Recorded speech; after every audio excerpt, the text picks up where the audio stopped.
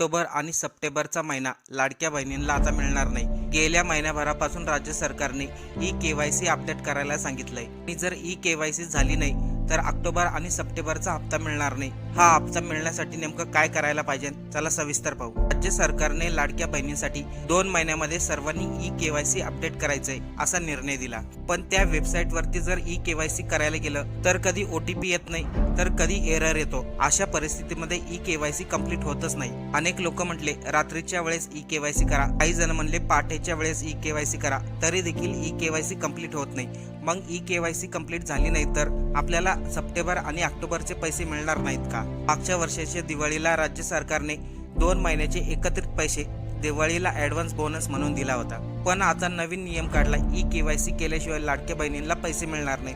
पण ही केवायसी गेल्या महिन्याभरापासूनच चालू झाली, त्यासाठी 2 महिन्याची मुदत दिलेली आहे। त्यामध्ये राज्य सरकारने कुठेही असं म्हटलेलं नाही जर तुमची ई-केवायसी झाली नाही तर तुम्हाला सप्टेंबर आणि ऑक्टोबरचे पैसे मिळणार नाहीत। सप्टेंबर आणि ऑक्टोबरचे पैसे तुम्हाला दिवाळीच्या अगोदरच मिळतील। नोव्हेंबर आणि डिसेंबरचे पैसे मात्र ई-केवायसी केल्याशिवाय मिळणार नाहीत।